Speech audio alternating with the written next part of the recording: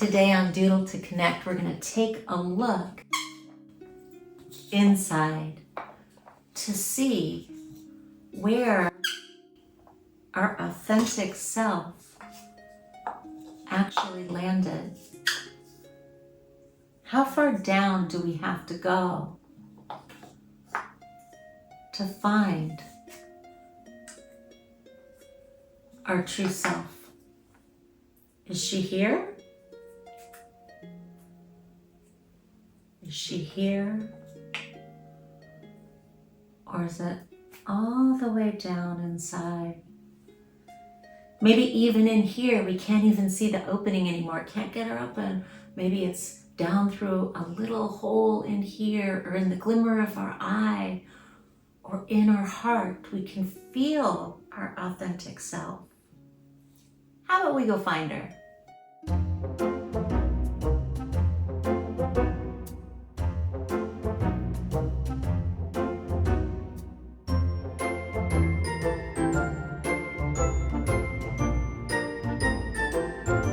I want to share with you a passage from a book, Healing Your Lost Child by Robert Jackman.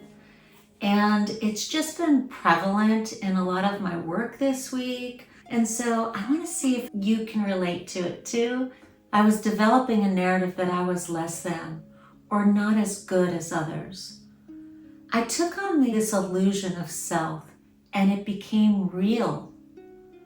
This misperception of self began to shut down my authentic self. I didn't think I could be me. I needed to do it for others and not give to myself. And I wasn't worth giving to myself. So that's just a little snippet of that book. But does that hit home? I think oftentimes we're stuck in this cycle of outside world.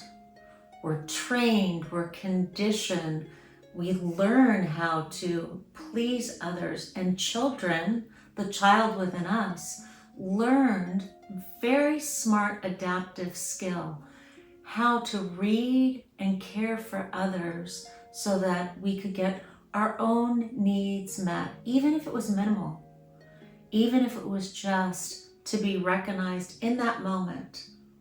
And it might have not have been, oh, good job, or that was great, or I love you. It might have been, or them eating the food that you made, or wearing the clothes that you folded. Something like that. We learn to caretake for others in order to get our own needs met. So we decrease our own authentic self, our own true self, and our own needs, where we don't even know what they are anymore because we're so used to caring for others.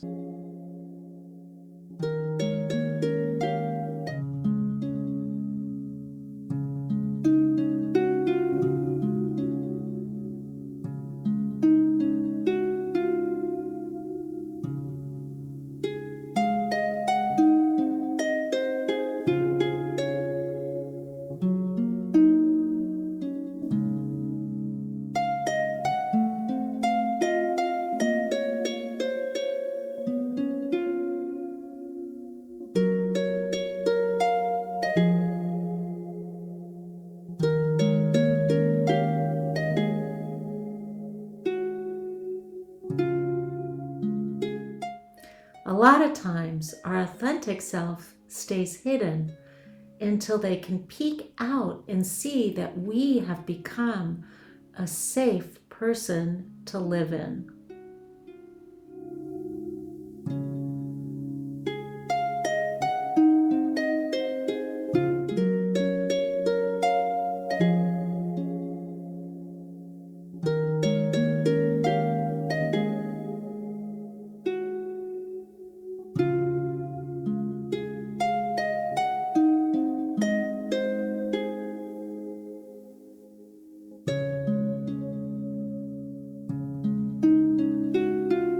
The first thing we can do to rediscover our authentic self is to observe ourselves. It all comes with awareness, staying in the present moment, with our non-judgmental mind and open heart, kind of turning the flashlight back on ourselves and exploring what's going on with us instead of having that other view of looking on what's happening on the outside and what we can change.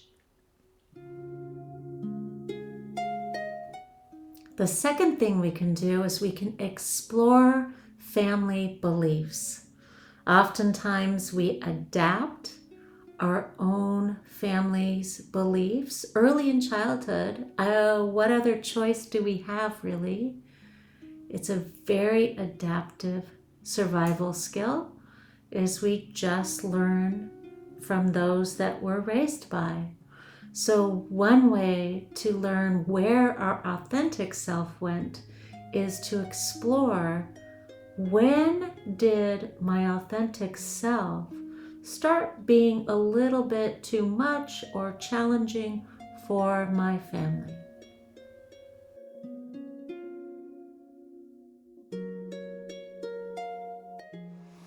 The third thing we can do is to explore our current values.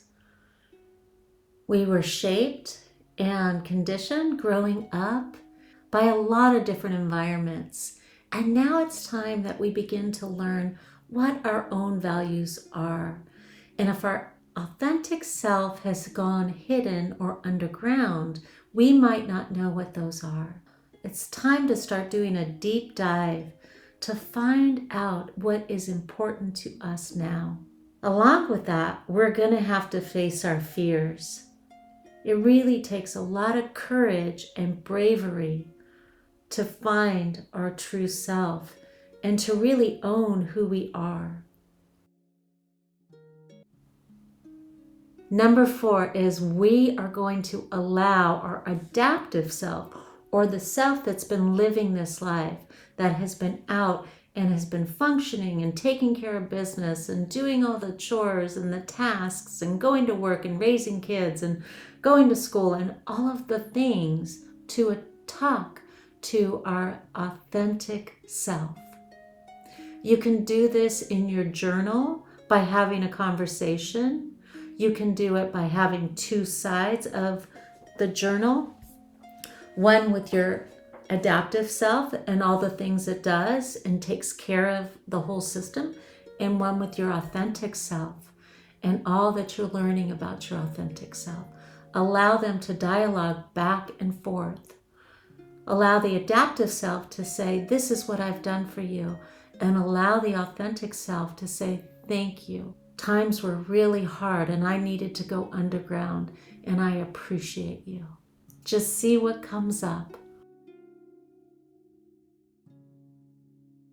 And finally, the 5th thing is to practice self-love and self-compassion. Our authentic self feels safer to truly show us who we really are and to come forward when there's safety. Safety comes with self-love and self-compassion. So bring as much of it as you can forward with your breathing, with a meditation practice, with a yoga practice, with stretching, with lying on the ground and just being and allowing your breath. Focus on the inhales, focus on the exhales, and allow yourself to be authentically you. This is going to take some time, so this is where that self-compassion comes in.